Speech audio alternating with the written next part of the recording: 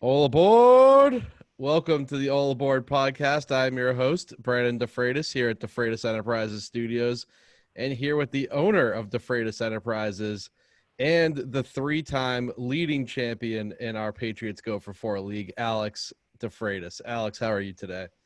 Doing well. Thanks for having me. It's pretty exciting to, week one of the fantasy season, week one of the football season. There's nothing quite like it except maybe draft night. Oh, for sure. You know what? We have football. We had football last night. It's here. It's week one. It's a COVID-19 world right now, but I'm just thrilled to have a great distraction and, my favorite sport by a mile. I can't stress that enough. Like some of the hockey playoffs and the NBA playoffs, it's okay. It does not scratch the itch for me. It's nothing like fantasy football, and it's nothing like watching even that game last night that was a little bit sloppy, being week one. Neither team I thought looked really on point in the entire game, but it was still fantastic to watch. And I'm just thrilled it's back. I've been watching NFL Network all day. Yeah, yeah, it definitely brought a sense of normalcy and having a football game. And I got to admit that. Well, the thing about Kansas City is they actually allowed 17,000 fans in, about 20% Mm-hmm. of their capacity, which I think it helped. It wasn't quite an empty stadium. It started out, you could hear the crowd, but by the end of the game, it was almost silent in there. That really, even for me, it really didn't take away from it at all. So we'll see how it is with a completely empty stadium. But yeah, it was just nice to have some football back. For sure. And let's jump right into some of the fantasy storylines here. We're going to talk a little bit about a Thursday night football reaction. We have to overreact as we always do on the first game of the season. Then we have week one injuries to talk about. We do have an ad of the week. I know it's early, but we're giving out an ad of the week before the first week.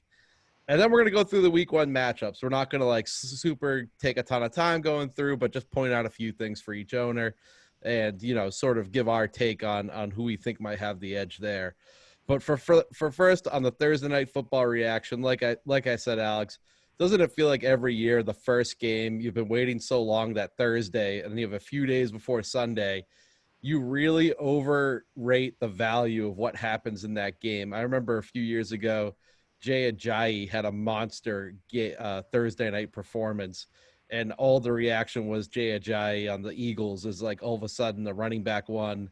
A few weeks later, all of a sudden he gets injured and he's not even a valuable commodity. So, I think there might be some of that reaction going on in the form of Sammy Watkins after his performance last night. Yeah, Sammy seems to do that. With week one of most seasons, it kind of reminds me of Jared Cook back in the day was a big one who had this huge explosion and was the free agent to own. And then he kind of tailed off for the rest of the season. But now he's a viable, fantasy starter. But that was kind of how his career began. I don't remember any specific Thursday night ones, but like you said, it's just with the week when week one happens, there's everyone kind of jumps on these players. But if you follow fantasy football at all, you also know that weeks one through I would say 3 or 4 are really the weeks where you can pick up some of these big difference maker guys. And as the year goes on, there's just less of those guys out on the market. Yep. Well, for every Philip Lindsay, like we saw a couple years ago, David dropped all his fab for him. For every Philip Lindsay, there's a Kevin Ogletree, the Dallas Cowboys receiver who popped years ago, and everyone jumped for him. I believe I was the winner on the Ogletree bidding, and I ended up getting absolutely nothing for my investment. But yeah, though definitely interesting. I think I look at a player like Sammy Watkins who he gets involved in the games he performs, and you saw him and Robinson last night get a little bit more involved. Demarcus Robinson, that is, because they were double teaming Tyreek Hill, and all the defensive attention was set to prevent the big play.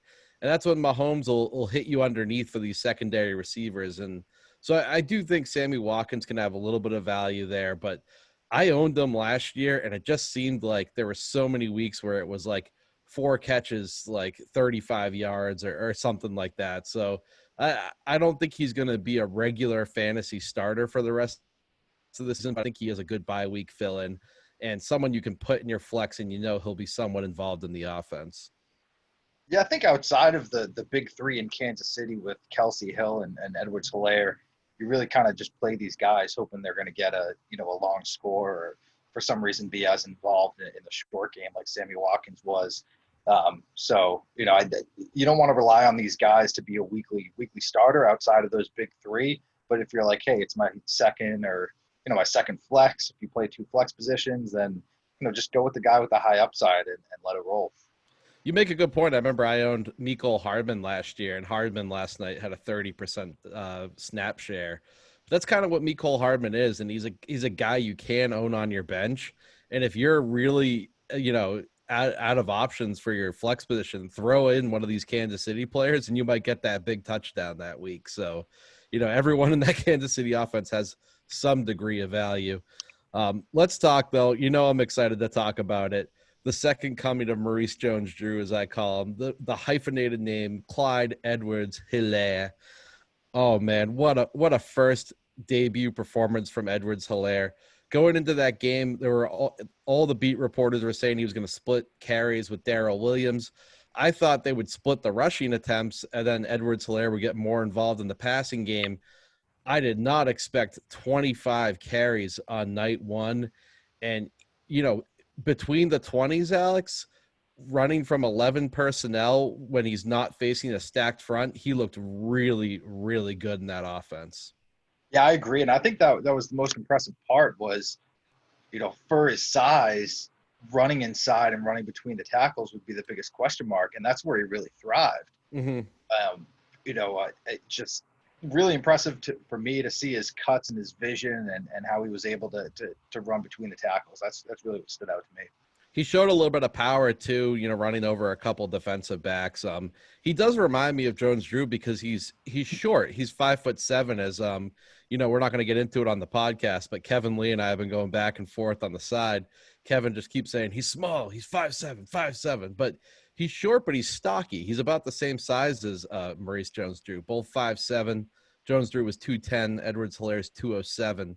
He's stocky and he's powerful. He's hard to hit. And like you said, you would think like running inside would be an issue, but he looked really good there. One thing we should talk about, because the performance wasn't without fault. He did have 6 goal line attempts. He failed on all 6. I think the ones at the end of the game when they were just running straight up the gut every single time, those don't worry me as much as the earlier in the game. They tried to run a little bit out of the spread formation, which I think is what you're normally going to see from Kansas City. He got stopped a few times there. You have to hope as a rookie he gets a little bit better at that. But the storyline to me is he's the guy in at the goal line. They want him in on those big downs and not Darrell Williams, who was basically, for the night, he was just in there for pass blocking.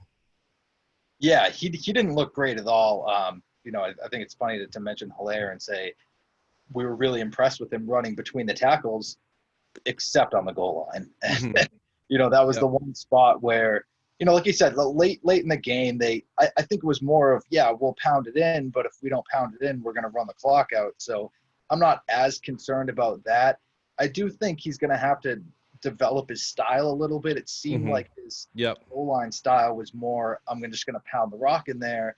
And if you're not LeGarrette Blount or you're not one of these bigger, Zeke-type backs, you kind of have to have some, I don't want to say hesitation, Le'Veon Bell, but you kind of got to wait a split second, see the hole, and then hit it, as opposed to kind of hit the line and create your own hole, so to say. But, it's just the first game, and just the fact that he was in there, over Darrell Williams, that was the big one for me that, if there was any question, it was going to be, all right, who's going to get the goal line work? And, maybe it'll change, though. Maybe, but we'll see. Andy Reid seems to love his new toy. Yeah, he really does. And I think that one of the biggest things, too, is he received only 2 targets. This is a player who caught 55 passes in college. He's going to catch passes with the Kansas City Chiefs. But you do understand, too, as a rookie with no preseason, it's harder to get him that pass blocking experience. I expect he'll get more involved in the passing game going forward. And really, the sky's the limit. If Clyde Edwards-Helaire is going to get 25 attempts in some of these games when he's running out the clock and be involved in the passing game, man, it's scary to think how high he, could go or should have gone in fantasy leagues. Before we move on from Edwards-Helaire, I am the owner, so I am biased, but I do want to get your take, Alex. If the draft was today, how high are you going Clyde Edwards-Helaire in the draft? I think being a rookie, and it's still hard to pick him over. I'm definitely not picking him over McCaffrey. I'm not picking him over Saquon Barkley, even though Barkley's on the Giants. Mm-hmm. And then I don't know if I'm really going to take him over, say, a Zeke, or I'll take him over Dalvin Cook because of the durability issues with Dalvin Cook. So I think somewhere in the in the 4 range that you had him, and then with Kamara, I think if he's going to actually play the whole year with the Saints, I'd probably rather have Kamara than Helaire, but I think he is right around that 4 or 5 mark. I think it's him or Derrick Henry, and I think that's really where you got to make the big choice, which is, I know what we were talking about before our draft. Do you want Henry? Do you want Edwards-Helaire? I think Edwards-Helaire is a little bit more upside, being on the way better offense, but I think Derrick Henry is just an absolute stud who's a surefire top 5 back. So just depends kind of how you want to go. Do you want the big upside, or do you want kind of the sure guy? For sure, absolutely. Well, one sure guy that did play well last night, Patrick Mahomes. He really didn't even have to, be the Patrick Mahomes we've seen in the past. I think the only thing I wanted to highlight here from a fantasy perspective is, despite he had 3 or 4 touchdowns, 28 fantasy points. So he must have had 3 touchdowns. As good as that is, when John B, and other owners who picked him in fantasy, you pick him in the second round, 28 points is not what you're hoping for in most games, because you need him to be a difference maker when you pick him that early. Whereas 28 points, it's like you can pick up a guy off the scrap heap and get over 20 points in fantasy if you play the right matchup. Yeah, I think that's a great point by you, to play a little devil's advocate. That the thing about Mahomes is he gets 28 points, and you're like, man, that was kind of a down week for Pat Mahomes. He's like almost a surefire 28-plus point kind of guy. Yeah. What I found was interesting is someone made a prediction yesterday and was saying, well, I predict he's going to beat his career high fantasy points, and it was 39 points. It was either 38 or 39 points, and I was like, wow, that seems crazy low. He's never gotten a 40-point fantasy week so far.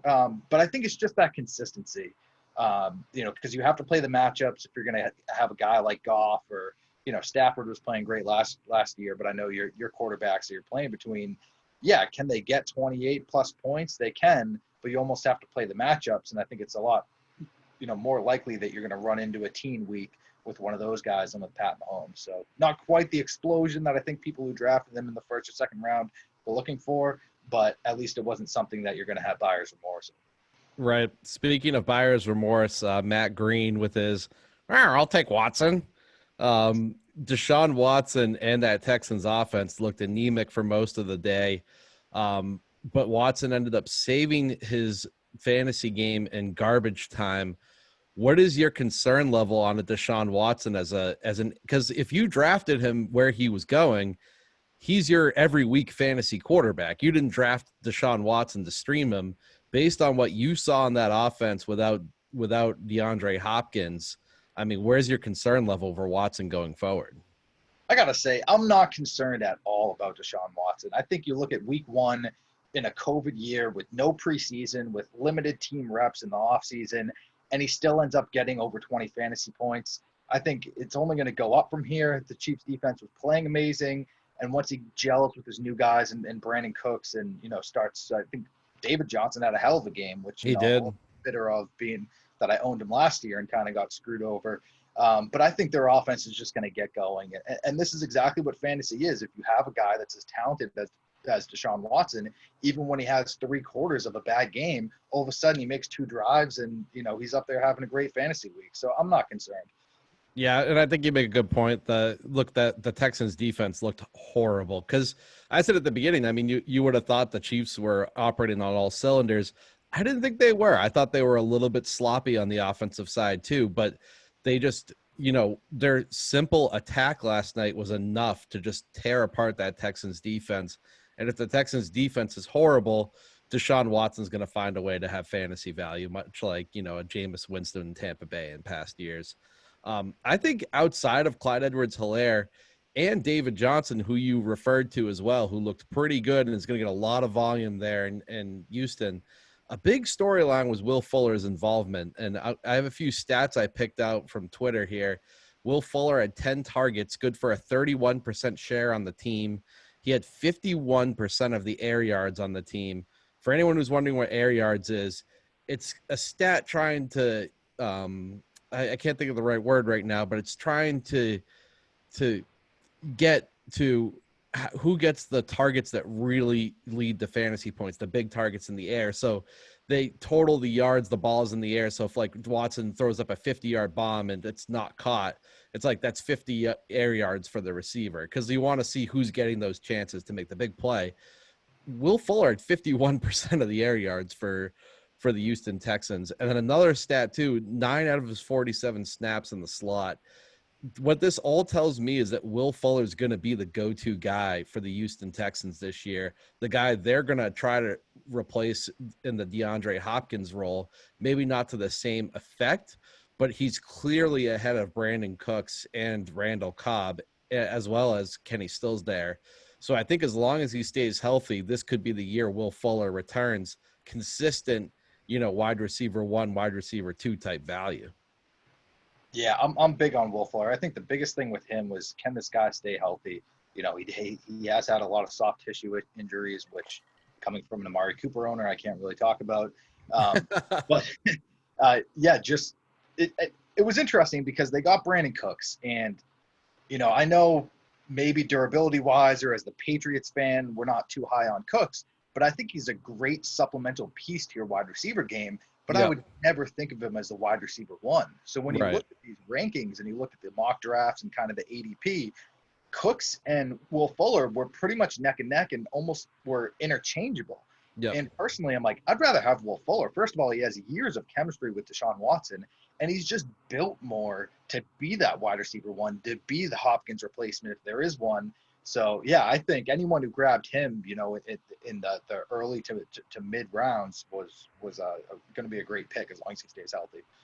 And, I'll admit this is one of the first time. Look, I'll be wrong a million times this season in fantasy. That's one of the one of the fun parts of fantasy football. This is what I was wrong on. I thought Brandon Cooks would be the guy. And, he came in a little not healthy, but I think regardless, one of the things I underrated was Will Fuller's chemistry beforehand with Deshaun Watson. And I hadn't seen Fuller run all the routes before. And now that I see it, I'm like, ooh, it's pretty clear he's going to be the guy. Even if, there is the element of, when Brandon Cooks does get fully healthy and gets that rapport with Watson, does he maybe cut into Will Fuller's snaps a little bit? I'm sure Will Fuller is not going to be at the 51% of air yards all season, but regardless, I do think Will Fuller is going to be the main guy in that offense. Yeah, I agree with you. I think that the air yards is where Brandon Cooks is going to eat up. Once they develop some chemistry, he's going to kind of take that Will Fuller role, which in the past, Fuller had these huge plays, but he didn't have nearly the amount of targets or, the amount of receptions that Hopkins had. So I think they're going to kind of trade there a little bit, and you'll see Cooks kind of have these big downfield plays. And, Fuller will still get them too, but he's going to have more of the mid-range kind of consistent looks. Mm-hmm. Well, talk a little bit about week 1 injury bugs. And one of the things, I'm not going to go through all the injuries here, but something I found interesting, a lot of the high-end receivers this week who went into this week healthy. We hadn't heard anything on them from camp, but if I told you going into week 1, Mike Evans, Kenny Golladay, Courtland Sutton, Julio Jones, and I threw in Mike Williams for your team, but he's not quite at the level of those guys. But all these guys are banged up, and it's crazy. And Evans and Golladay today this is a Friday leading into week 1. They're doubtful. They were just listed as doubtful with hamstring injuries. They're not going to play. And that's crazy. And we'll talk about levels of concern with each of these guys, but certainly a hamstring is something you don't want to hear. So, instead of saying we'll talk about it, why don't we talk about it right now? I'm concerned for Mike Evans and Kenny Golladay. Golladay is a player I really liked. He was in that second tier down for me. I liked him better than Evans, but what makes me concerned about both these players is the fact that soft tissue injuries tend to linger and they get re-aggravated easily. So you hope it's mild. You hope that, they keep them out for a week and they come back and they're fine. But, you see a lot of these players at the end of the year, they're like, oh, my hamstring just was never right. And I'm worried that, maybe that ends up being the case for a Kenny Golladay and a Mike Evans. Yeah, definitely. We saw it a couple of years ago with Odell. Was it? I think his was a groin, if I'm not mistaken, but it was something that he had a couple of That years was ago. last year. Yeah, the groin. Yeah, and he just wasn't the same player. But I think we'll see a lot of these. The fact that we usually see them in the preseason. We see them with the off season, and this is kind of the new preseason this year. Yep. So yeah, it's a little bit concerning, but what are you going to do? Hopefully, like you said, these teams play it cautious and hold them out for a week or two if need be. As the Amari Cooper owner, I know about soft tissue injuries, and he's also dealing with something too. So you just kind of have to roll with it and hope that they do get healthy, and it's not something that when crunch time happens. And we saw this with Cooper last year. He was great for 3/4 of the year. Yeah. It was more like half the year, really, but a little bit more than half the year. And then the back half, when you really need this guy, he just let everyone down. So in the world of fantasy, that's really what we don't want to see. Yeah, you know what? I will sound the alarm. I'm a concern level 7 out of 10 on Mike Evans, and the reason I am is number one with Brady coming in. I thought there were some concerns there, but for Mike Evans, he missed the last few games of last year with a hamstring injury. I haven't done the research, but is this the same hamstring that he ended the year with last year? If it is, like, I'm starting to get a little concerned about a repetitive injury to a player like Mike Evans who that downfield game, that's his game. He needs to separate downfield to be an effective wide receiver, So I am concerned with him just based on like the new quarterback, unsure how he's going to work with Brady, plus the hamstring injury. So I don't mean to just pick on Kev here, but Evans went pretty early in the drafts and not really, a good start to the year for him so far. Yeah, you got a kind of double whammy with the downfield. Not only does he need speed, which he's not the fastest guy in the world, but he also relies a lot on his jump ball game and the red zone targets of jumping in the air. And those are two ways you can aggravate those hamstrings is jumping and then also running downfield. So Yeah. hopefully these guys get healthy because winning via injury in fantasy is something that, I think everyone takes it, but no one really likes to win because a team had a bunch of injuries. And a lot of these guys, like you said, are second, third round picks. They're high value guys. Well, my 5th-round pick, Courtland Sutton, we'll talk about him now. AC joint sprain. Yesterday in practice, there was some concern. He dove for a ball uncovered in practice. They kept repeating he caught the ball, but he ended up coming up and holding his shoulder. It sounds like it's a grade 1 AC joint sprain. He has a chance to play Monday night. Pro Football Doc on Twitter has said if he takes an injection, he'll be able to play. I think when I compare like an AC joint for a receiver, the shoulder injury, very painful because when you're lifting your arms, you're going up for those contested catches. That's something that's painful, but it is a pain tolerance thing. So I'm less concerned with a shoulder injury for the receiver than I am for a hamstring, because a hamstring, they got to run, they got to get open, they got to run the routes. If that keeps re-aggravating, they're just not going to be effective. I think AC joint is something that can be more of a pain tolerance thing. And I don't want to be that guy, and so I'm only going to say it briefly. I did experience this in high school with soccer, so like I know it's very painful. It is painful, but I think an NFL player with an injection could potentially play through it. As his owner in our league, I'm just hoping maybe he rests it, gets good for 1 week. I have Marvin Jones. I'll be fine without Courtland Sutton this week, but hopefully it's something that doesn't bother him the whole season. I'm a little less concerned than a hamstring injury. Yeah, I wouldn't be too concerned. I mean, I think you have two options here. One, sit him 1, maybe even 2 weeks, and then roll him out there week 3, and he'll be fine. Yeah. Where you say, all right, we're the Broncos, our team's falling apart at the seams. We kind of need this guy out there where he's going to play through it, and maybe it hurts him for 4 or 5 weeks, but by week 6, by week 7, he's going to be fine. Not really affected by this at all. So I wouldn't be concerned about Sutton. Yep. Couple just to wrap up here, Julio Jones. We didn't mention him for a while just to scare the owner. I'll have to look up who it is in our league, but Julio Jones has a hamstring. He was limited today, but they said he will play, so it must be super minor. Just had to go out there and scare you a little bit. Looks like it's Matt, so just scare the crap out of Matt there. And then Mike Williams with his shoulder injury, he had an AC joint sprain. It might have been more of a clavicle. I forget what Williams ended up with, but I saw him making one-handed catches on a Twitter video the other day from practice. It was actually this morning. So I expect Mike Williams to play. He's officially questionable with the shoulder injury, but I think he'll play week 1, Alex. So you get to see what you have on your bench. Yeah, no, he's definitely a guy that's a high upside guy on the bench. And it was weird because I believe it is an AC joint injury, and there were just so many conflicting reports where one came out on Saturday. It was actually your wedding day. Congratulations to Brandon, for all the listeners, is newly married. So thank you, everyone. Thank you. Off the market there for the ladies who watch. But yeah, it was on that Saturday, and then your friend, what's his name, Ben?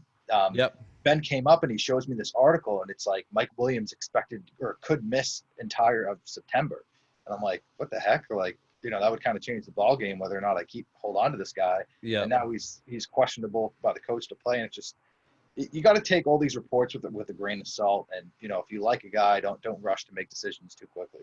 Yep, for sure, totally agreed.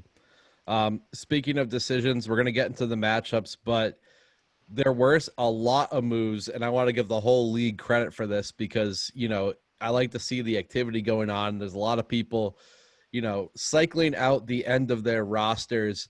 I do have an ad of the week heading into week 1, and this week's ad of the week is going to John Krieger. And I'm going to give it to him I was going to do a combo, but I don't want to be that lame already. Steven Sims picked up 2 hours ago, the number 2 receiver for Washington. He's the clear number 2. There's no one really behind him. There's a rookie, Antonio Gandy Golden, sweet name, but Steven Sims finished last year, I believe, as the receiver 13 in the final 4 weeks of the season, working with Haskins. There's just a lot of targets available. He's an explosive guy. He had a big play against the Patriots, which what Krieger told me in his text is what kind of like made him take a chance. So I think it's a worthwhile ad. See what he does in week 1, what sort of role he has. And I like that from him. And I also wanted to get to Krieger because so he's done this in the last 24 hours. He's added Malcolm Brown, Laviska Shenault, the Jacksonville rookie receiver, and Steven Sims, all 3 on my watch list, which I was like, at one point when I picked up Van Jefferson, I was like, well, Chenault's still there. Steven Sims is still there. There's a lot of receivers. Maybe I shouldn't do it. I'm officially almost out of receivers on my watch list. There's a couple of guys, but I'm not that interested in the guys there. So Krieger with some really savvy moves, making up for that tight end heavy auto draft. Yeah, I mean, John's got a lot of work ahead of him. So for anyone who didn't know, John had to miss the draft, for some reason that I don't think we know yet. But that aside, he got auto drafted 5 tight ends, which was crazy. I mean, if anyone has done NFL.com fantasy for a while there, we had an issue where the auto draft teams actually won our league for, I think it was at least two years, right? It was at least 2 years. At least Parnell. Yep. I think it was either a ding situation too. It was, I think it was two years. Oh yeah, Ding did too. Yep. So it was at the least auto draft was effective. and it was almost too effective. When we saw someone on auto pick, we're like, well, that's kind of an unfair advantage, which you're like, well, how is that the case? And it's like, it was because they just followed the rankings. Like there was no reaching, or there was, all right, you need a quarterback. This guy is the highest ranked quarterback left. It would fill your starting lineup and then go through and draft the best guy available. But I think the problem that we had here was we added another flex. So you had your tight end, and it filled his tight end with Kelsey. And then it was like, well, Waller and Andrews are actually the next highest guy on our board, and we have a spot for them in the starting lineup, even though it's like, well, they're kind of the next guy on the board if you don't have a tight end. So it's this weird algorithm thing that I think ended up kind of screwing John over a little bit. But, I don't know if you're ready to dive into it, but in this matchup, but with Kev, for me, this is the most interesting part of the matchup. And it's pretty much going to be almost a whole season thing where John's starting 3 tight ends. I mean, he has 3 startable guys. So Kelsey in his tight end, and then Waller in his flex, and Andrews in his flex. And I'm looking at this matchup, I'm like, is this actually going to work out for him? Well, I do want to say before we jump into the matchup, leave it to the engineer to sit here and analyze what the auto pick was doing and why the computer was acting that way. I got to give you credit for thinking it through.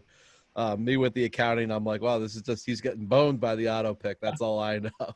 But yeah, on this matchup, we'll open it up. Krieger versus Kevin Lee. There's only been one player played so far. It was Travis Kelce last night with a 14-point week. I feel like that's just kind of like what you expect from Travis Kelce, around the 14-point mark. So I don't think that really like shifts it one way or the other. But you're right. I mean, he's starting Travis Kelce, Darren Waller, and Mark Andrews. It's funny. I looked at his team after the draft, and I'm like, wow, that's devastating. But then I looked at it closer, and I was like, Kelce, Waller, and Andrews. Well, Kelce was way over, but Waller and Andrews like scored as much as like what you would think of as wide receiver twos last year. So if they have similar seasons, it's a funny strategy, but like he's still going to get production from them. Yeah, I think his starting lineup looks fine for me. I think where he really went, his running back two is Jordan Howard, and I think that's down there, as far as running back two goes. And then if you look at his bench, he actually doesn't have any running back depth except Malcolm Brown, who he was pretty much going between Who he Darrell just picked up. Yeah. Ralph Henderson for him.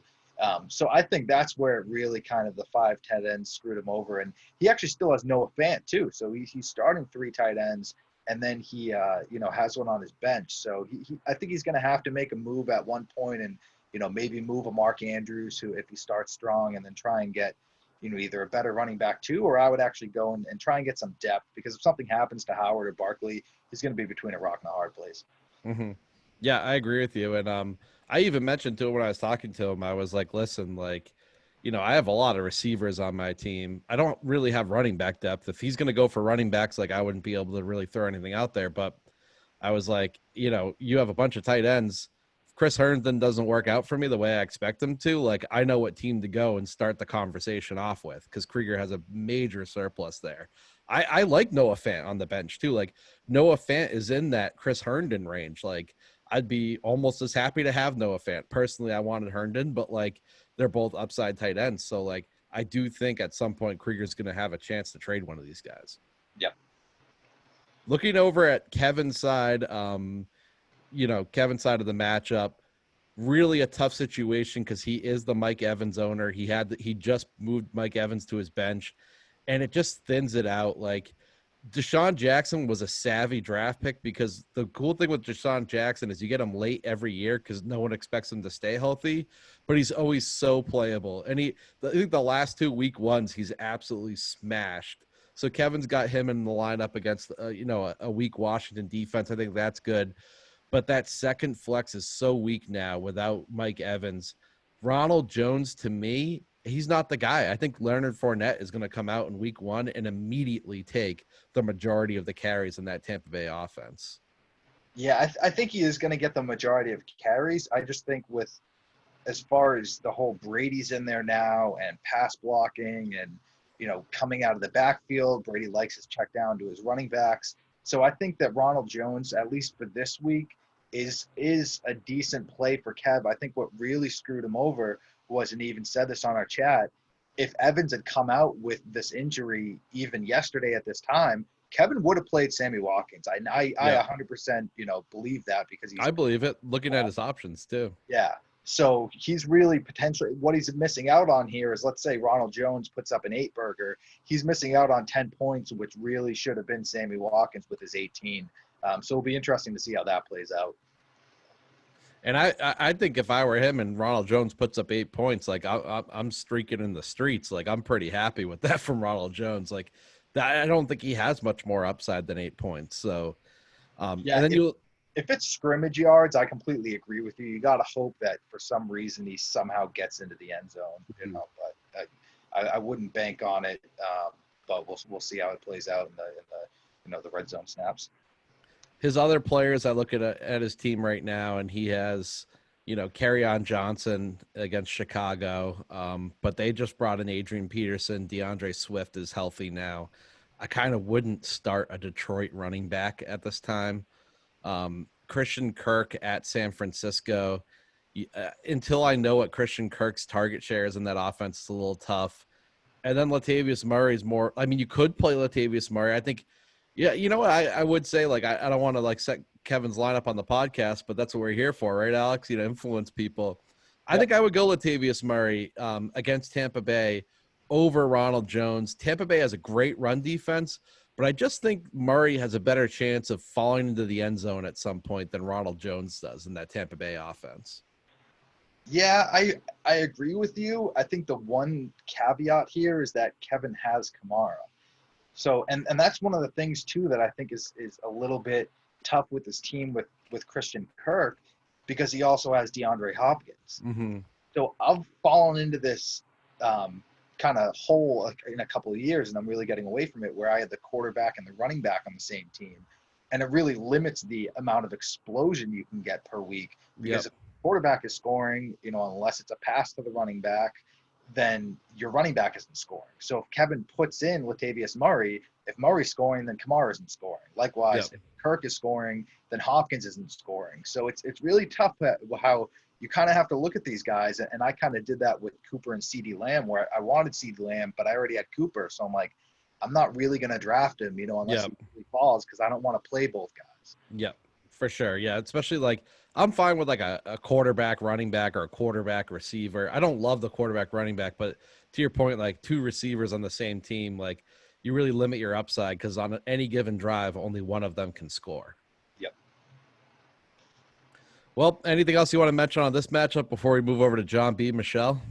No, I mean, I always Kev Lee and John Krieger. John is one of the original owners, and Kev is pretty much an original owner from, when he could join, right? So, yep. We have two pretty much original owners here, so it's always fun to watch those matchups. And Kev and I have been going back and forth a lot on Clyde Edwards-Helaire lately, but there's nothing but respect between me and Kev, and the fantasy debates and the arguments by the fires, it brings back those memories. So, love having Kev in the league. Hope he has a good season, because it is better when Kev's at the top of his game, but lately it's been a lot of poor performances for his teams. Yep. One more thing quick on John. So, John may change his team name, which, shout out to all the people who changed their team name, unlike we have a couple in here, Matt and Jason, who just don't seem to be a believer in changing your team name. But Krieger goes ahead and names it the little dog, kind of as a rebuttal against John B's the big dog with Derrick Henry. But then he puts a picture of Isaiah Thomas, and it's like, John, this is the wrong sport here. What do you feel about that? I was thinking the same. I know John's a big basketball fan too. I don't, this isn't the right place for me to dump on the NBA, but it's just never really been my cup of tea. Silence from Alex there, but we'll move on to the next matchup after just throwing shade at the NBA.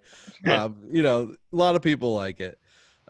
We have John B and Michelle. Michelle owning her own team this year. It used to be Michelle and JoJo. Little bit of some conflict in ownership, I would say, and conflict in styles.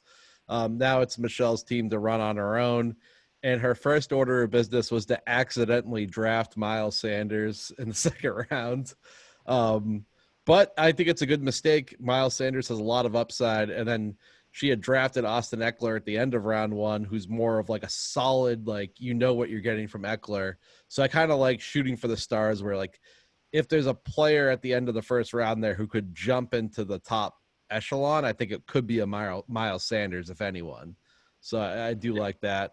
In this matchup, Miles Sanders is questionable, but I think she's kind of forced to play him. I would play him if I drafted him too. He could have reduced snaps, but Washington's defense is so poor. I think even on a reduced snap load, Miles Sanders is a good bet for 15 or plus fantasy points. And you look at her other options, you can't really play a Cam Akers right now until you know what he's going to do. J.K. Dobbins, another upside guy, but you don't know what his role is. And then Matt Breida, there were some whispers maybe would be Miami's primary back. You don't know that yet either. So I think you roll with Miles Sanders and see what you have there, and just, one of your higher upside players, play him. Yeah, that's another guy with a soft tissue injury here with the hamstring, and Miles Sanders. Again, I think it's just related to these guys not getting their practice reps and off-season work in, or having to do the off-season work on their own. I agree with you. There's not really any alternative here. It is interesting that she kind of has to choose between two Vegas Raiders receivers again for the flex. One of those things where you own both guys. Do you play both, or do you have to choose one each week? Goes with Hunter Renfrow over Henry Ruggs. How do you feel about that? I would go Henry Ruggs because I think Renfro is the better bet for total targets.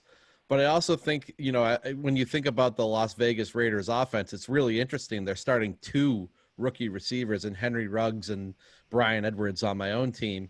Brian Edwards is playing the X, Henry Ruggs the Z, and then you have Hunter Renfro inside. I guess the reason I don't love playing Renfro is because Darren Waller dominates the middle of the field. And I think Darren Waller is the number one target in that offense. So I just think that when both Waller and Renfro are healthy, it's going to lower Renfro's total target share. And he's a guy he's like an Edelman, where like he needs a lot of receptions and a lot of targets to do a lot. Whereas a guy like Henry Ruggs playing the Z, they said they're going to run him in the slot. Everything I've heard from the beat reporters is they're going to try to manufacture touches for Ruggs. And if you think about it this way, Alex, if you had Mecole Hardman running more than 30% of snaps, like he'd be a really good weapon for fantasy football. Henry Ruggs is he's a better player than Mecole Hardman, in my opinion. And he's just as fast, if not faster. And they're going to be manufacturing touches for him. So I know the offense isn't as good, but I would take my chance on Ruggs just being a game breaker, especially in a slot in a flex position where like he could win the week for you. Yeah, I agree, and especially looking at her lineup, the top two wideouts of Devontae Parker and Juju, these are heavy volume guys where, they're almost guaranteed 10 points, right? Parker, even though he's going up against Stephon Gilmore, he ran circles around Gilmore in that week. What was it, week 16 or week 17 matchup? Pretty much got eliminated the bye week for the Pats and booted them out of the playoffs effectively. Mm-hmm. So when you have those two guys and you're saying, okay, well, who am I going to play as my last flex or one of my two flexes? I'd go with the higher upside guy because you're not as relying on, the receptions or the targets when you have two other receivers that are going to get a lot of looks. Yep, for sure. I really do think Henry Ruggs is going to be a really special player in this league. I don't know if he's going to be consistent enough this season to be relied upon all the time. But like we said, if you're looking for an extra flex, I think he's the guy I throw in there, and especially against, John B had a good performance last night. He already has 41 fantasy points. So like, I think you kind of have to shoot high to take down John B sometimes. Yep. Now, still staying on the Henry Ruggs train. You were quoted as saying about a week or a week and a half ago that you actually believe Brian Edwards is the rookie to own for the Vegas Raiders. I do. You still believe that? I still believe that. And I'll explain too. Clearly, I have Warren Sapp behind me. I am a big Buccaneers fan. I have been a Bucs fan pretty much my whole life since I think the 99 season. I love that defense. And when you love the Buccaneers in that era, you love John Gruden. It's fun. I always try to distance myself, but I love Chucky. And I just I know his offense and I know where he likes to go. And he uses his running backs like mad. Josh Jacobs, owner over there. Like John Gruden will run his running back into the ground. He will also target his X receiver like you won't believe. And Brian Edwards is going to be the X receiver in that offense. So I don't know, a good comparison to bring it to. I think Brian Edwards is going to be the guy receiving more targets than Henry Ruggs. Like I said, I still think Darren Waller will be the number one, but I think Brian Edwards will be like the possession receiver for them who puts up, and especially in a half PPR format, he's going to be reliable. He's going to be used in the red zone. And then I see Henry Ruggs as they're like Joker type player. They're going to be moving him around. They're going to be manufacturing these big targets for him. So to me, when I'm in a half PPR format, I want the guy getting the work and the opportunity and the targets. So that's why I said Brian Edwards would be the guy to own. But I really do think, they drafted Henry Ruggs because they wanted their own version of Tyreek Hill. So clearly they're going to get him involved and, he has a lot of big play potential. I just think it's a matter of a little bit less, or I would say a significant less amount of predictability with Ruggs than Brian Edwards. So let's just throw this out here. Let's say that Michelle actually owns Brian Edwards instead of Hunter Renfrow. Who do you start this week, to kind of put you on the spot here and see if you can put your money where your mouth is? So it's funny because it's two separate questions, and that's the thing with fantasy football is who do I think is going to be the higher point scorer at the end of the year, or who do I think is, who would I rather have? For me, it's Brian Edwards. But then, like in this circumstance, I look at Michelle's team: Eckler, Miles Sanders, Devontae Parker, Juju, Ertz, Anthony Miller. Like, I think she needs the high octane upside of a Henry Ruggs who can get a 90-yard touchdown. So I would start Henry Ruggs over Brian Edwards this week if I had both. If in Michelle's situation, based on her team's line. Now, if I were like a classic Kev Lee team from years past, where you got like the Brandon Cooks and like the Will Fuller and like all the big time like players, and you need more of a baseline, I would go with a Brian Edwards. Makes sense.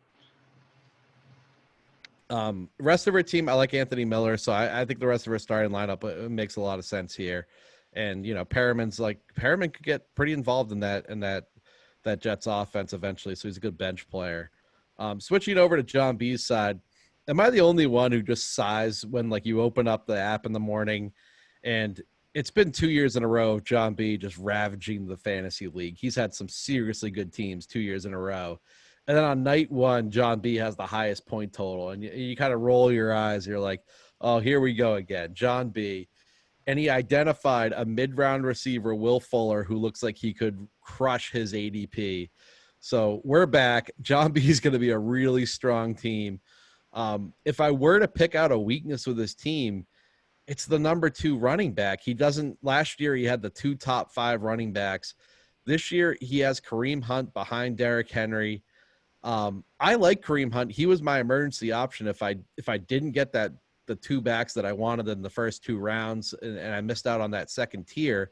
Hunt was one of my targets because I think he is going to be used a lot in the running game this year. I think he was a top 24 running back last year. He was used so much in the passing attack too once he returned. So I think Hunt's a low end 2. I think he's going to consistently be a low end 2 all season. But, I do think that's the Achilles heel of John's team is that running back position and then the risk with Blake Jarwin at tight end. Yeah, I agree. But the good thing about that running back 2 position for John is if you scroll down onto his bench, he actually has 3 guys that are, Cohen is actually a player. I'm a big Tariq Cohen fan. You can plug him in if you need him. But Tevin Coleman and Chase Edmonds, right? Yep, Chase Edmonds. They're 2 guys that are 1 injury away, from Mostert over there in San Fran, and then Kenyon Drake. And we saw what Chase Edmonds was able to do and I think, was David Johnson still playing, or there was some injury that David Johnson got injured, and then Edmonds before Drake. Yep, and before then, they got Drake, and then David Johnson was playing, and everyone's like, all right, we're gonna play David Johnson. I think he got 1 point, and Chase Edmonds had like 30 fantasy points that week. So he was kind of this guy who kind of blew up on the scene. So John is 1 injury away. Again, we don't like cheering for injuries, but if anything happens, all of a sudden he has a very serviceable, if not high end RB2 if, the starter gets injured in any one of those spots. Yeah, he has a very similar running back core to what he had last year except the difference being that Hunt isn't up to that Zeke, Dalvin Cook level. So that's really the difference. But you look at his bench, he's got Tevin Coleman, very similar to how he had like, what's his name? Royce Freeman, like just a solid baseline player. And then, like you said, a high upside guys like a Chase Edmonds. He had, Madison, and I'm not sure if he had Pollard. I don't think he had Pollard last year, but he does have guys with high upside on the bench. So he's got to figure out that running back too. But like, I think if your rest of your roster is strong, then that's a position that you can prioritize on the waiver wire. Yeah, I think nitpicking the rest of it, I'm not sure how I feel about his tight ends. He's got Dallas Goedert, which I know the Eagles kind of use these 2 tight end sets a decent amount, but I just don't know if there's actually enough looks around there to make that guy, worthwhile. And then they have Jarwin over there on the Cowboys. I'm not sure how you feel about either of those guys, but I think that would also be a little bit of a weak spot. Talent-wise, Blake Jarwin, I know the fantasy footballers, to quote them, one of the guys, Mike Wright, is all over Blake Jarwin. Actually, one of his 3 my guys for this year. My problem with Blake Jarwin is he's so low on the target count. we all love CeeDee Lamb. We think CeeDee Lamb's going to come in and take that Randall Cobb role. And people are saying they could have 3 1,000-yard receivers. Well, you can't have 3 1,000-yard receivers plus have enough left over for Blake Jarwin. And I mean, also Zeke, they're saying they're going to get Zeke like 90 plus targets. Like, there's just not that many passing yards in the, there's a lot for them, but like if Blake Jarwin's the 5th option in the passing attack, 4th at best, it's just like, I don't see that like Mark Andrews-ish breakout. And for me, when I went to the draft, I had Chris Herndon and Blake Jarwin was my backup plan. The reason I wanted Chris Herndon was because he's the guy with the Jets, kind of like Mark Andrews last year. It's like Mark Andrews is the number 1 receiver for for the Baltimore Ravens, and I think that's the sort of thing I like, having those top targets. But talent-wise, Blake Jarwin has all the talent in the world to break out. There's no question about that. Interesting. Yeah, I wasn't as up to speed on his potential breakout this year. I think not that I want to facilitate 2 teams getting better, but we got a team like John Krieger's over there with a plethora of tight ends. I think if you do see, say, an injury happen, or and all of a sudden John doesn't really need this running back depth that he has of high upside guys, he can maybe make a move and end up getting a guy like Mark Andrews, and that would just make this lineup even scarier. Mm-hmm. Alex, I'm noticing we've only gone through 2 matchups, but there's a lot of teams that don't have a lot of running back depth. And so, like, where is the running back depth in the league? I feel like you're one of the teams that has it. I'm looking at Michelle here. Michelle has a lot of upside in Akers and Dobbins that could interest some people. So, I've made a living off of trading running backs for value mid-season. I don't have the depth to do it this year at the current moment in time, unless I hit on some guys. But it's interesting that, like, I see Krieger, I see John B. could eventually need some help there. There's going to be some options to trade running backs in this league. Yeah, and I think up next on the matchup lineup is two of the teams with the most running back depth. But I think because of it, some of the other positions on those teams kind of struggled, or aren't as explosive because they focused high on running backs. We'll move on there. I want to just point out quick a couple players I do like on these teams. Jalen Reagor and Brandon Ayuk were my 2 favorite rookie receivers before they got hurt, and they seem to be coming back for week 1 potentially. So that's big for John B as well. I think you're going to see, I don't know which ones it's going to be, but there's going to be a good amount of these rookie receivers that hit this year. So I'm trying to hold as many as I can. Great. So we'll move on. We'll go to the 3rd matchup. And for the listeners, I know this will be a little bit of a long first podcast, but we're all excited for the season. You can watch it in bits if you have to. I think it's worthwhile going through all the teams. And we did not do a draft review, but I personally like to do a draft review 2 or 3 weeks into the season and then pick a steal on a team and, a bust pick on a team. I think it's much funner when you're into the season, as opposed to right now we got our optimistic glasses on for all our teams at the current moment in time. Our Kev Lee glasses on. So moving on to your own matchup, Alex. You and Soft Tony, also known as Andrew. And we'll start off with Andrew. You said they has a lot of running back depth. I mean, holy cow. Dalvin Cook, Nick Chubb, Todd Gurley, Raheem Mostart. Gurley and Mostart, we saw some of these teams elsewhere in the league, should be number 2s for someone's team. And then he also, I guess he doesn't really have anyone on the bench. He has Freeman on the bench.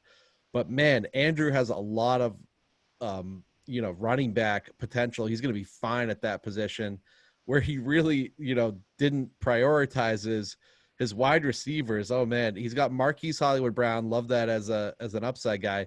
But N'Keal Harry is your second receiver. I have literally 7 receivers on my team I like better than N'Keal Harry. And that's his number 2 fantasy receiver at the moment.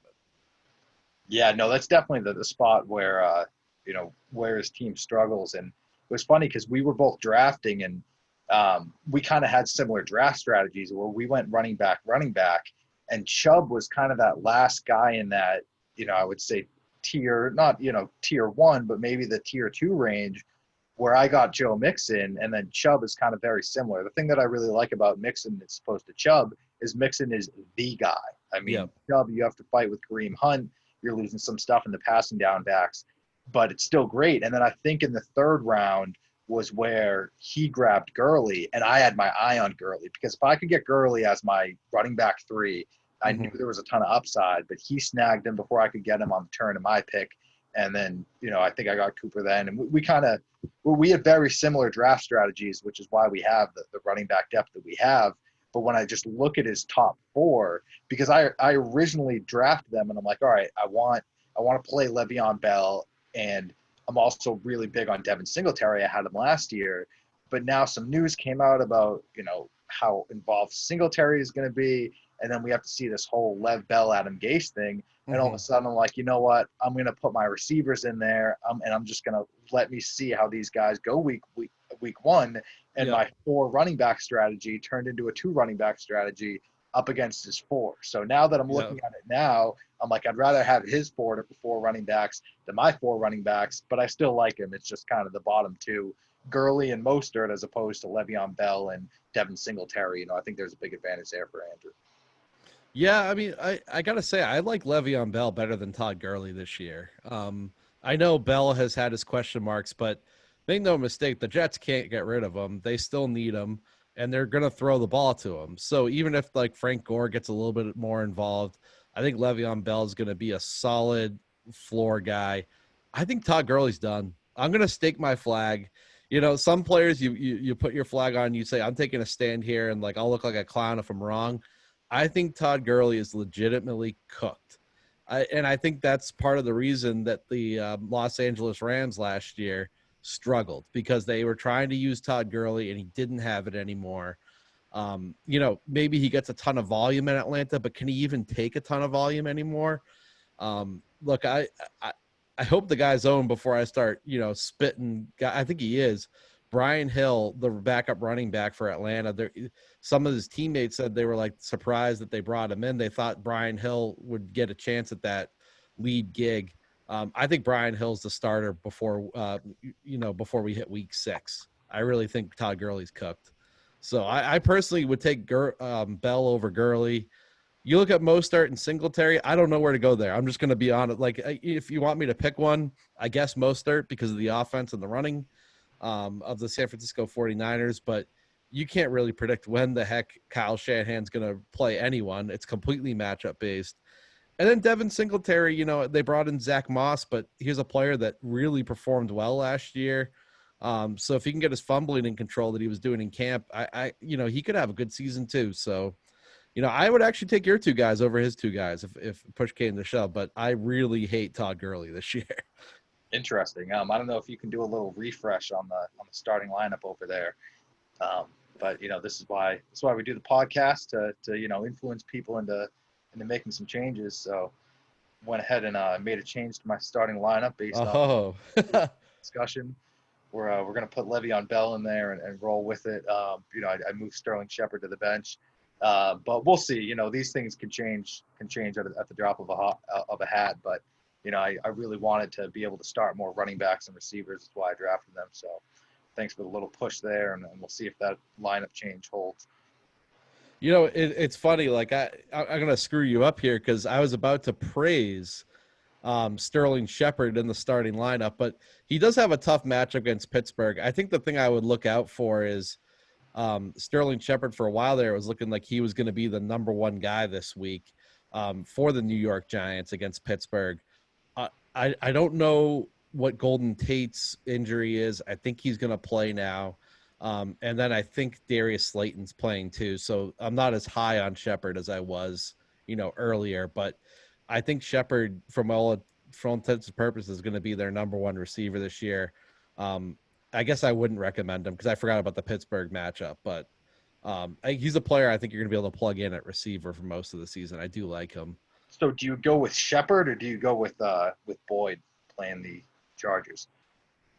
Oh, man, I think I go with Tyler Boyd. Tyler Boyd's always so effective when A.J. Green is playing. It's funny, like, he's better with A.J. Green there because he's just a player that, thrives on, zone coverage and even, like, man-on-man. If he's the primary option, I think he struggles So when AJ Green is there to take the defensive attention away, I think Tyler Boyd's always a solid start.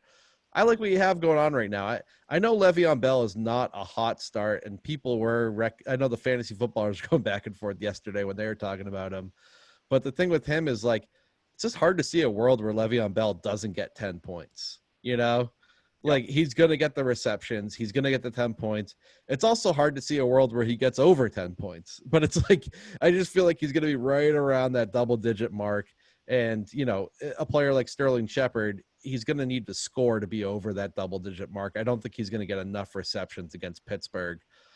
Joe Hayden still has it, too. So, interesting player on your bench, too. I'm looking at this now. You have a lot of running back depth. Jacobs and Mixon are two studs. Le'Veon Bell is a perfect running back 3. He could be a running back 2 for a lot of teams. He's going to get volume. Chris Thompson. You hit on Chris Thompson late in the draft. Everyone hates Chris Thompson all the time. But Jay Gruden, the new offensive coordinator for Jacksonville, he was the guy there in Washington when Chris Thompson was coming out of the backfield, specifically brought Chris Thompson there, and Jacksonville's defense sucks. They're going to be down. I expect Indy to go up big in this game. I'm starting Chris Thompson in one of my leagues this week. So I would give him some thought. I'd almost consider him over Le'Veon Bell. I think Chris Thompson's going to get a lot of receptions this week. And, I mean, you compare – he's your 4th running back, and then you also have – I mean, Singletary's maybe your 4th, and Thompson's your 5th. So I think, you know, if I'm sitting in your position, I'm also, like, looking at some of these teams that don't have running backs, and I'm talking to them. Throughout the season. Yeah, I think Thompson is a real high upside guy, you know, because I think he's actually a good runner too. He's just not quite built to run between the tackles, you know, and probably can't take the volume. But if he can get a few carries in there too and then be involved in the passing game, he'll be a nice trade chip for me. I think when I'm looking at this matchup, I look at the 2 starting running backs from both teams. We got Mixon, Jacobs, Cook, and Chubb. That's kind of a wash. We got Kyler Murray and Russell Wilson, which on paper is a wash, but then you look at the matchup, Murray against San Fran. But he was actually good against San Fran last year. And I think a sneaky stat was that San Francisco actually gave up, I think it was the most fantasy points to quarterbacks the last, 8 weeks of the season. There was some ridiculous stat where they actually gave up a lot of points to fantasy quarterbacks. So that's a wash for me here. And then Amari Cooper and Jarvis Landry versus Marquise Brown and N'Keal Harry. I'm big on Marquise Brown. I like him, but I'm just down on N'Keal Harry. So, you know, if I had to give the advantage, I'd sort of put it my way. But then you have Cooper, who's kind of a big question mark with the soft tissue injuries. And then going down to the tight ends, Hayden Hurst, Rob Gronkowski. You know, I like the upside of Gronk. I just think Hurst is going to get so much volume in there in the old, Austin Hooper role. Mm-hmm. And then, you know, we already went over the flex positions here. I think this matchup is going to be a dogfight. You know, it's really nice to come out and win your first fantasy game. I think the past couple of years I've actually lost. Last year I was 0-3, and I think even the year before that. So I've had some slow starts recently, so I'm really hoping that I can come out with a win here. Yeah, no, I agree. It's definitely going to be a bit of a dogfight. One thing I do want to highlight before we move on, Andrew struggling sometimes. He did this last year, owning players on his bench that aren't really valuable. And like Devonta Freeman's not even on a team, and Mohamed Sanu's not even on a team. And he's carrying a backup defense. I just hate to see it. I hate to see it. Hopefully he starts to make some moves, but like there are a lot of other players you could own besides those two guys. Yeah, agreed. And when you look at his starting lineup, you're like, this is a formidable team, but you know, his bench is just absolute crap. It's a pile of garbage outside of some guys like Hooper who he has, and that's a great, you know, but do you really need a backup tight end? And I'm not advocating to release Hooper. It's just the spots that he has depth are the spots that I don't really think you need depth. He has a second quarterback too. So you're right. Agreed for sure. Well, moving on to the next matchup. It's myself versus Jason. This one I think is one of the high octane matchups this week. And it's funny, a lot of it is in the big games. We had Clyde Edwards-Helaire versus Tyreek Hill last night. And then Sunday night, I have Jared Goff and Cooper Kupp as well. I have Jared Goff, Cooper Kupp, and Michael Gallup. He has Dak Prescott and Ezekiel Elliott. So it's funny, the night primetime games are going to determine the week against myself and Jason. I'll start off breaking down Jason's team. I'll probably be mostly quiet while you break down mine because I'm, extremely biased there for sure. But I look at Jason's lineup and Zeke, Connor, like say what you want about James Conner. That's an incredible matchup against New York Giants. And the problem with him is injury, not production. He's going to be a top.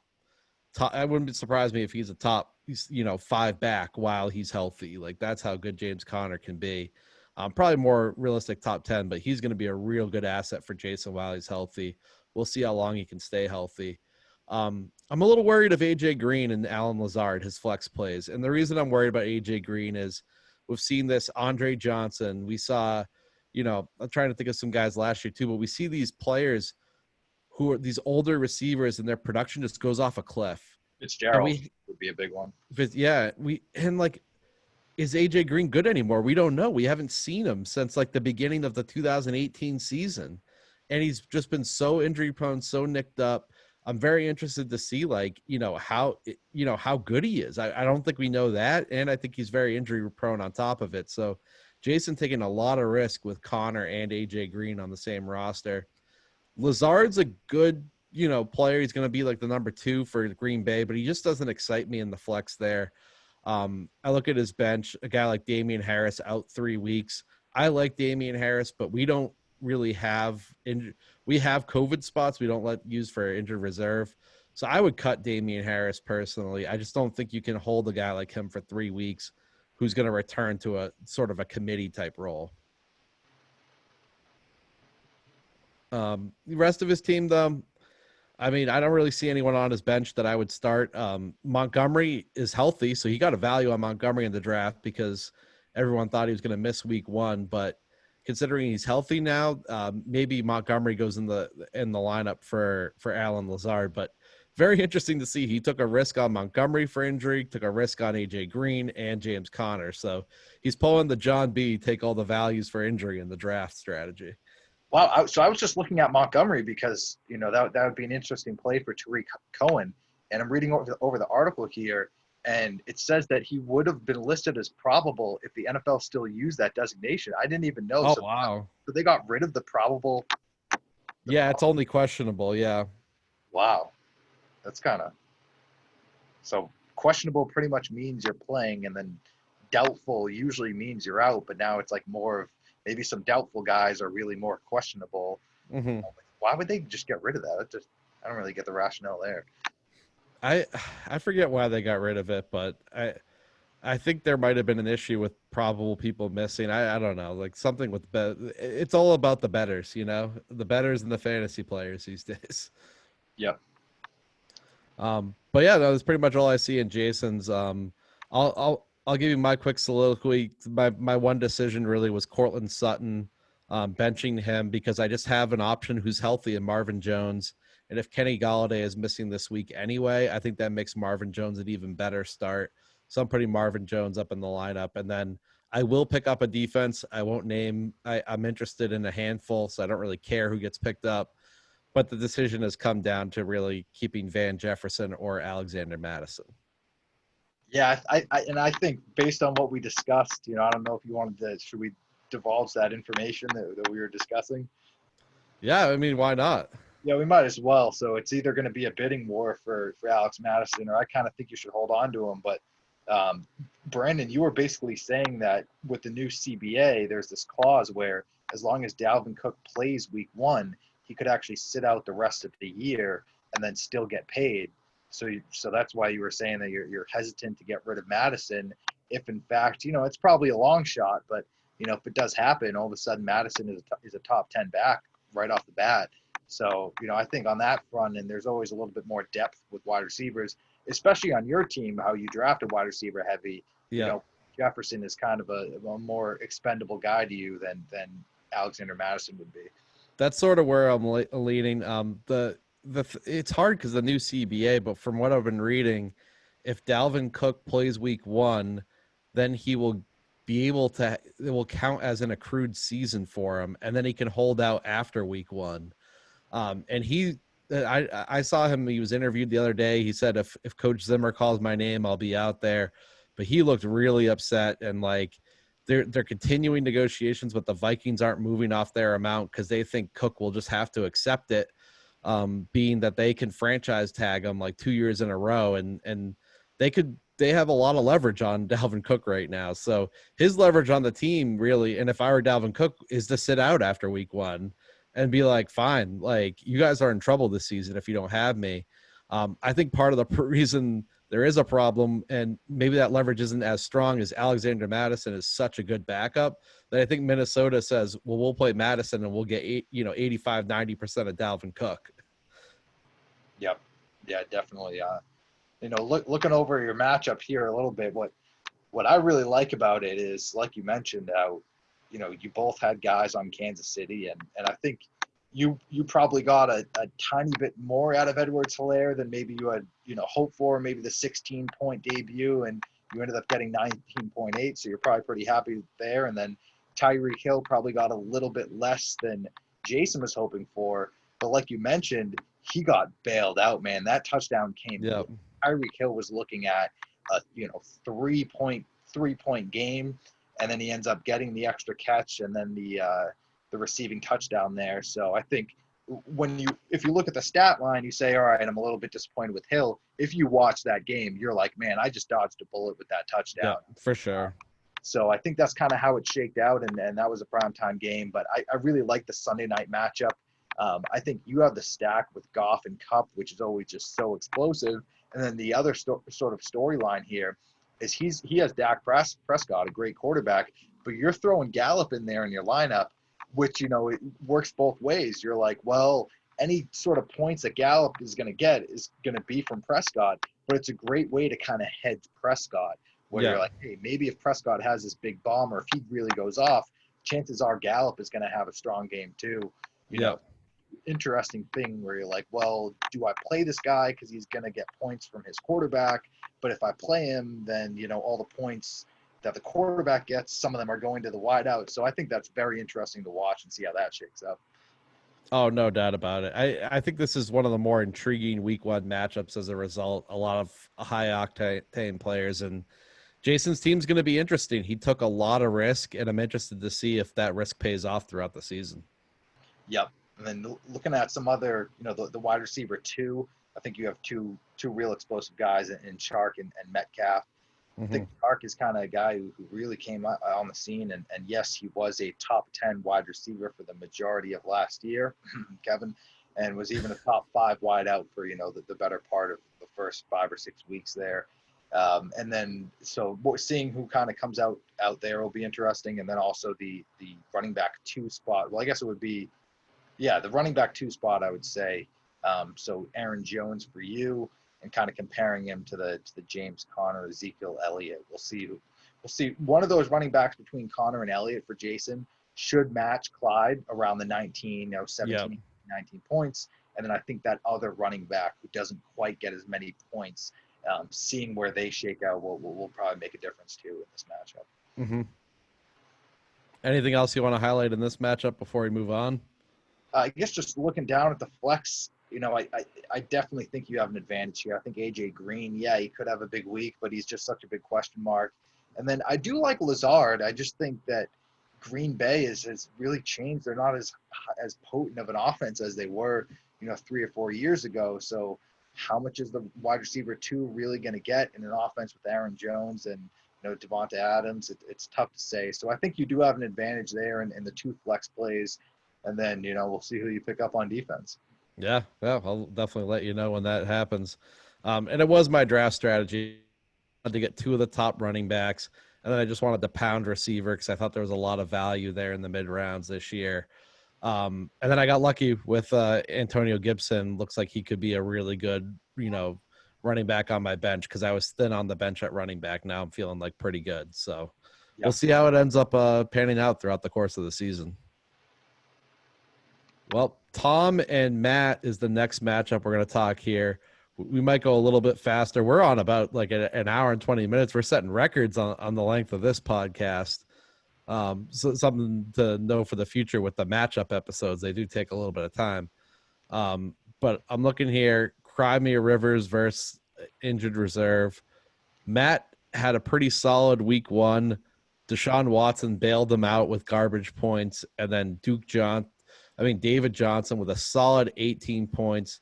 We had that episode where we were talking about a lot of these broken down running backs who we like, and I told you David Johnson was my favorite of the bunch. Not because I thought he had anything in the tank, but because I knew he would get a lot of work. Looked like he had something in the tank last night. So if he gets the work and he has more in the tank, maybe he could have a real solid season for Matt. Combining them with Kenyon Drake, Julio Jones, Hilton. This is a solid roster I see here from Matt. I guess like his bench, there's not as much there. Fournette's like an okay guy to have too, but Preston Williams is solid. Jerry Judy's a really good player. And there's Brian Hill, who I talked about, who should be owned. So, I do think Matt has a pretty solid overall roster. And I think this is I would classify this as the cupcake division. So I think Matt's going to be one of the competitors there. Definitely. I look over at Tom's side of the bracket. We have, he's got Matt Ryan. I like Chris Carson. That was a nice little steal for him because he went Devontae Adams, Mike Thomas at the top of the draft. So he's got the best 1-2 punch at receiver.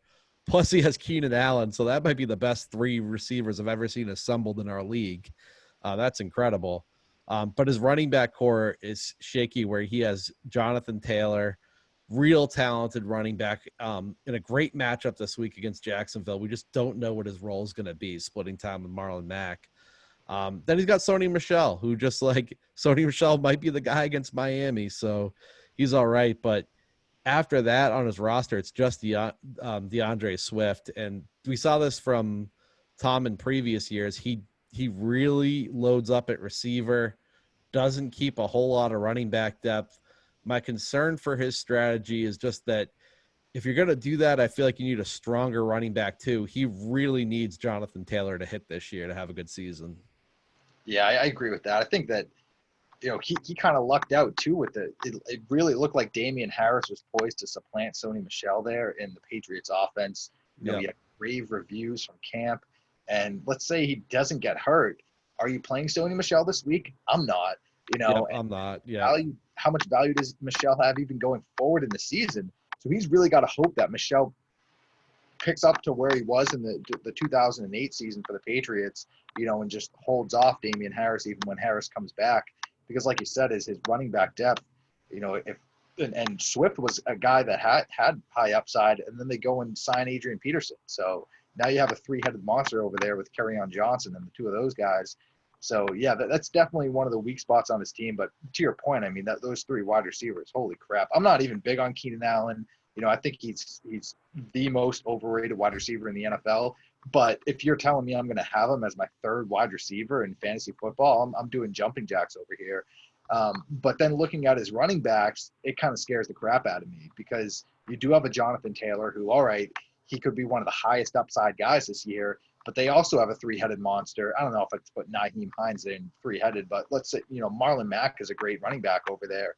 So you really don't know what you're going to do. And then looking at his RB1, Chris Carson just came off of a broken hip. So it's like there are a lot of serious question marks in his running back core there.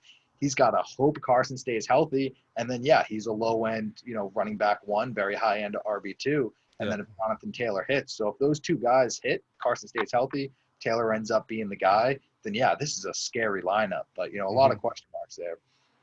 I actually just got an alert in the middle of the podcast that Pete Carroll hinted at a hot hand approach between Chris Carson and Carlos Hyde, which I'm not sure I believe it, but Carlos Hyde, had 1,000 yards last year. So, and I think we saw Chris Carson had a fumbling problem last year. They were just getting Rashad Penny going. So, maybe at some point Penny and or Hyde start to work their way into Carson's workload. So, yeah, I think Tom, running back has to be a priority for him at the waiver wire. Yep. Yeah. Hey, maybe we can make a deal over here. For sure. And what's funny? We're talking about the cuts. I feel like I'm 100% on Alexander Madison now. I like Van Jefferson a lot. I think he should be owned. I'm going to drop him Sunday morning so no one gets to own him before me if I have a chance on waivers. But looking at the running back positions throughout the league and what's in free agency, like Alexander Madison would be a hot ticket if he was released. Yeah, I definitely. I mean, he has some standalone value, but I think there's just so many question marks over there with Cook, and Cook just needs to stay healthy, and he hasn't really proven that he can stay healthy. He almost did it last year, and then got nicked up at the end of the year. So I wouldn't release him yet. Definitely not going into week one where there could be a potential holdout situation afterwards. Mm-hmm. But yeah, looking over at Matt's team, I think it's funny because if you were to tell Matt, after that first or second drive, I think was the one where David Johnson was really involved and got his touchdown, then you're like, all right, I'm starting out good. But if you were to tell Matt he could have 40 fantasy points between the two of those at halftime, I think he would have taken that money and run. So Yeah, I would have. those late garbage points by Deshaun Watson really put him in a solid position here where, that's a great start for a week. Anytime your quarterback and running back can combine for 40, I'd take that almost any day of the week. It's not this crazy, insurmountable task for Tom to compete with it. But I think if you watch that game, you're like, wow, Matt really dodged a bullet there. Oh, no doubt about that. Completely agreed. Well, should we head to the last matchup, Alex? Knock it out. Do it. So the last matchup, we have David Krieger versus Tony. We've looked at a lot of running back positions and picked apart people's running back twos, but at least those teams had running back ones. I hate to say it to DK, but he has the worst running back core I've ever seen assembled in any of our leagues before. And that's not even a bold statement. He is starting Adrian Peterson, who just got cut by the Redskins or the Washington football team, apologies, and is now on the Detroit Lions. So he's starting Detroit Lions, Adrian Peterson, and James White. And after that, his only running backs on his team are A.J. Dillon and James Robinson. I will say the one thing he did was he picked up James Robinson, who's getting hype as potentially the Jacksonville Jaguars featured guy. He really needs James Robinson to hit like Philip Lindsay, another undrafted running back, did 2 years ago for him, because this running back core has a ton of question marks. I'm a little biased, but I don't even think A.J. Dillon's going to be involved at all for the Packers this year. Oh, come on. That's the most biased statement of the podcast. Ladies and gentlemen. Let me explain. I'm not saying Aaron Jones is going to get more work than last year. I think Aaron Jones is going to get the same amount of work as last year. I don't think A.J. Dillon's beat out Jamal Williams. I think Jamal Williams is the running back two to own. So I know it seems biased, but like I'm not saying any more for my player. I'm saying my player gets the same as last year, workload rise. I know he's not going to get as many touchdowns, but A.J. Dillon, he hasn't beaten out Jamal Williams yet, and I don't think he's going to be very involved all season. So to your point on this being the worst running back core ever assembled, I know this isn't an official draft recap podcast, but without pulling up the results, who the heck was his running back two before Adrian Peterson, got cut? Like, it was Adrian Peterson on the Washington football team.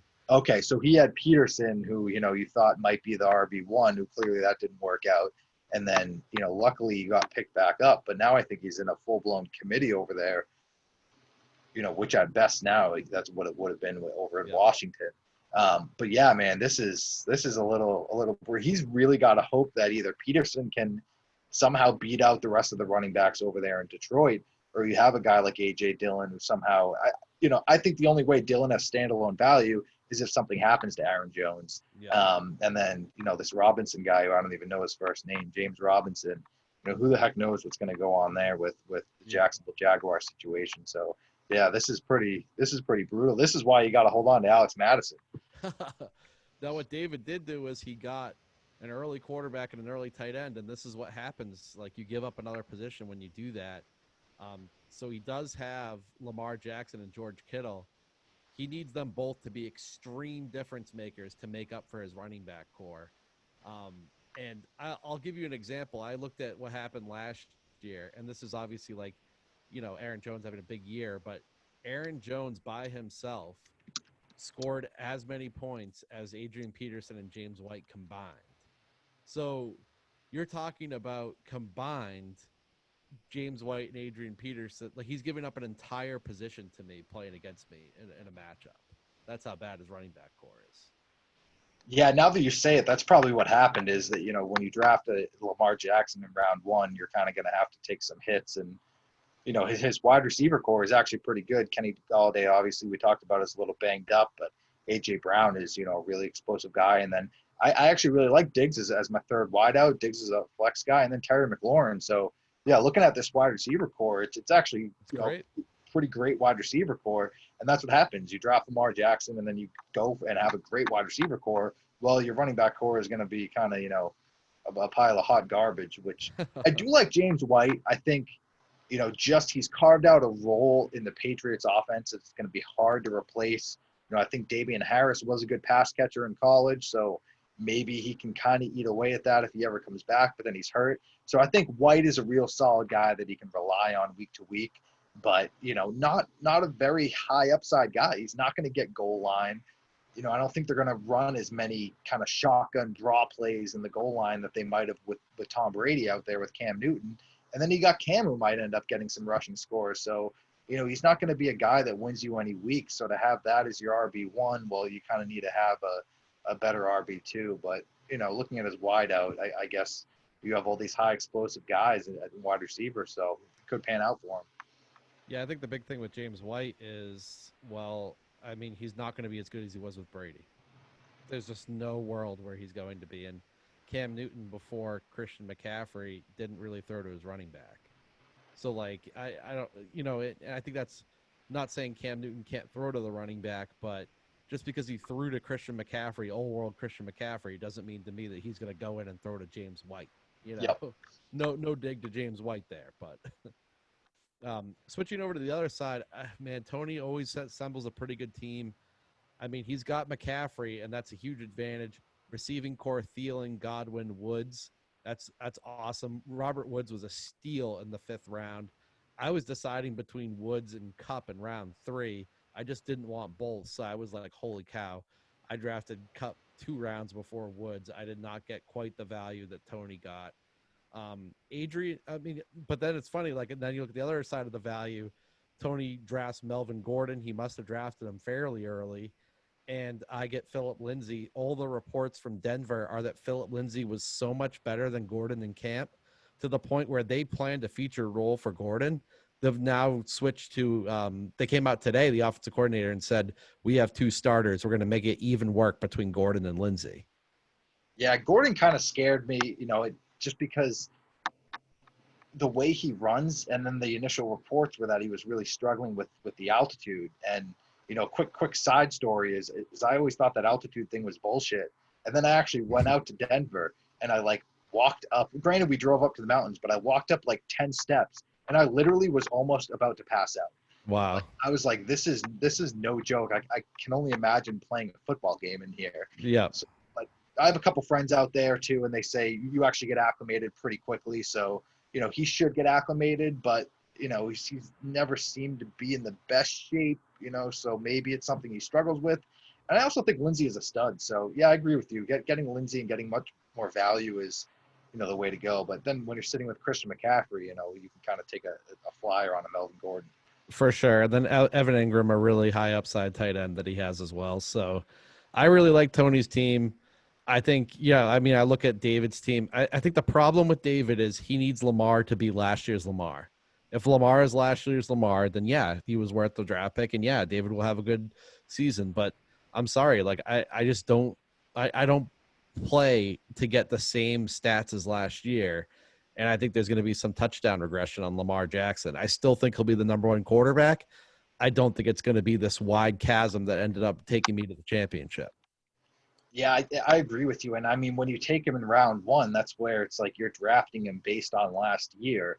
And it's like, can a guy really repeat that? Mm-hmm. And even if he does, it's just where you drafted him. It seems like the max upside of Jackson is just going to rationalize his 1st round pick. Whereas there's no real room for upside to, at where he picked him. That's why I had Jackson and Mahomes kind of in the mid-2nd round. John B gets Mahomes in the mid-2nd. I'd much rather have Mahomes in the mid-2nd than Lamar Jackson in, the pick 4 here. Mm-hmm.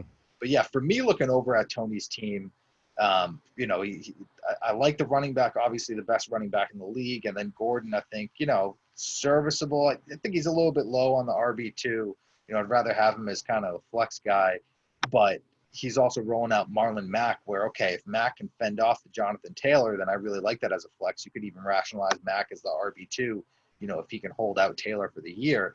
But then I'm looking at his bench, and I mean, it's just another team with no running back depth.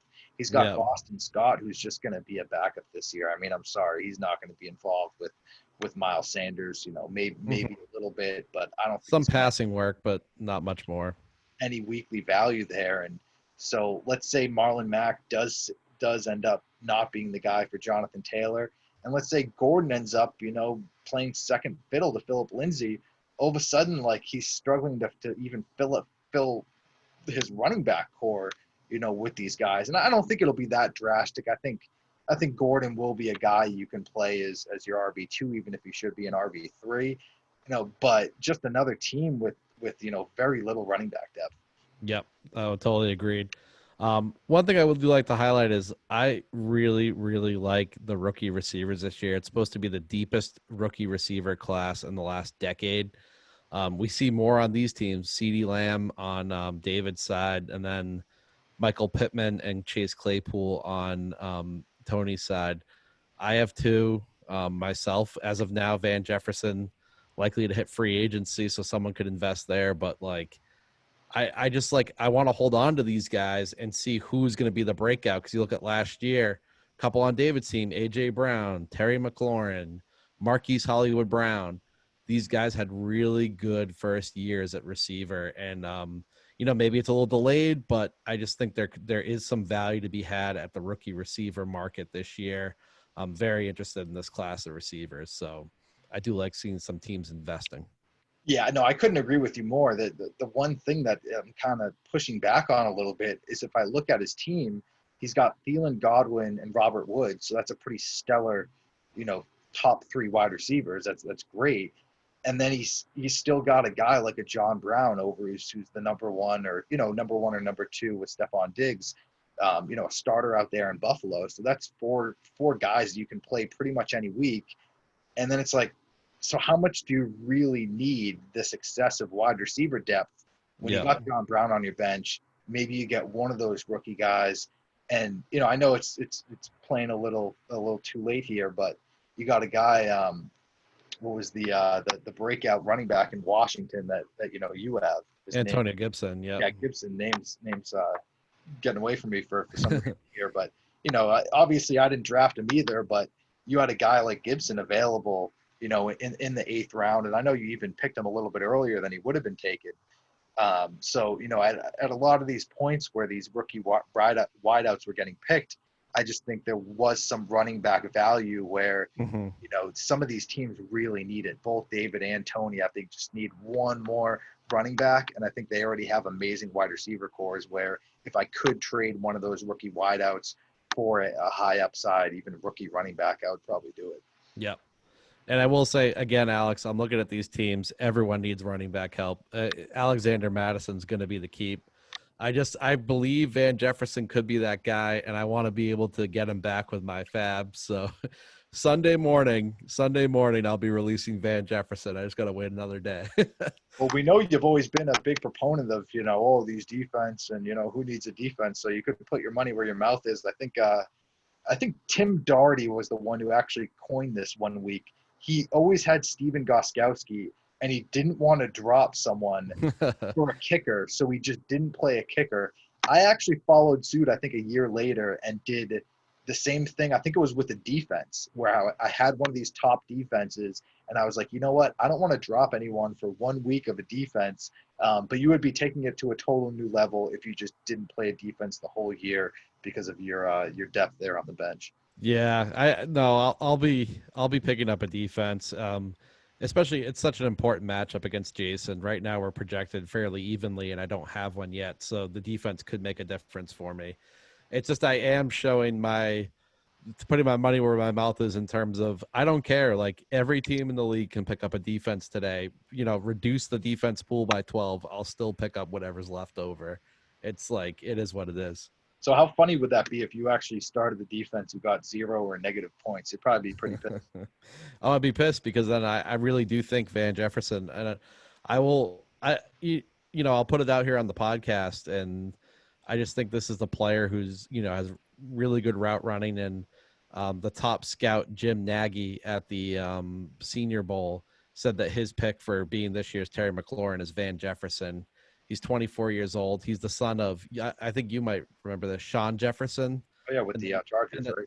In the 90s with the Patriots, Sean Jefferson with Drew Bledsoe back in the day, Jefferson and Terry Glenn. That's his father. He's now the receiver coach for the Jets. So this is his son. He's polished. He's 24 years old.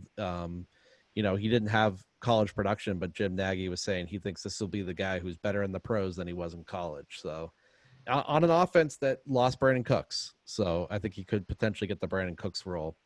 That said, though, looking around the league, not a lot of running back depth available. So I'll probably be keeping Madison and trying to get Jefferson back on waivers next week, depending on, how the week goes.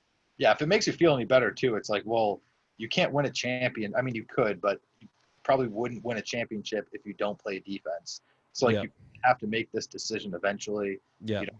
On which is your last guy off the bench. And I think it'll probably end up being Madison when push comes to shove, but I just don't think if there is some chance that Cook could hold out, you can't take that chance and miss out on a guy like Madison. It'd be 100 fab kind of guy. Everyone would put 100 fab. Yeah. Completely agreed. Well, before we sign off, I do want to announce to the league we have a trophy now. I don't know who's seen it and who hasn't, but I was league champion, so on the first podcast of the year, I have to show it off. We have all the prior champions listed. And who's on that the most? You are on it the most, 3 times. End of this season, though, hopefully I can tie it up. I heard I don't get the ring for tying it up, but we do have a league trophy. I hope it's here another year, and I'm excited for a big season. Alex, thank you for joining me. This is a fantastic opening podcast for us. I'll post this later tonight. And good luck in week 1. Thanks, you too. We'll be looking forward to it. Thanks for having me. All right. And we're signing off here from the All Board Podcast. Until next week. See you, everyone.